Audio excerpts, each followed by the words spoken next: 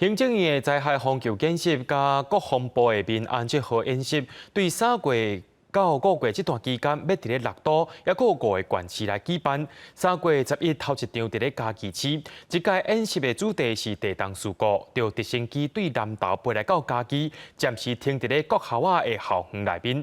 直升机伫咧学生囡仔的目睭前，有的人是看甲目睭唔甘呢。 直升机降落伫咧学校的运动场，看到这种特殊的情况，学生拢真兴奋。那个感觉很新奇，然后有点想干飞行员。嘉义市昨下晡举办台湾第一场民安7号演习，假设嘉义发生大地震，造成民家厝倒去、火车败马等等重大事故，除了消防单位、军方等45个救灾单位投入。 嘉义市5间病院动员组织的救护团体，嘛趁这届机会累积经验。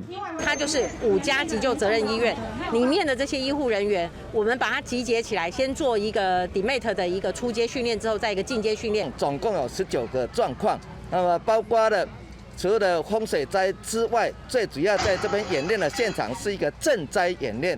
除了风灾演练，现场阁有准备一寡体验的设备甲单位。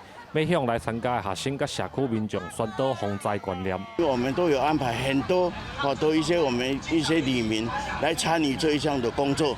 为什么？因为平时唤起了他们有警觉之心的时候，到时候临阵的时候你不会搅乱。消防局表示，家己地区伫断层带顶悬，面对唔知影当时才会发生的地动威胁，为政府单位到民众，拢需要透过演练，保持警觉的心态，甲正确的防灾观念。记者林慧婷，嘉义报道。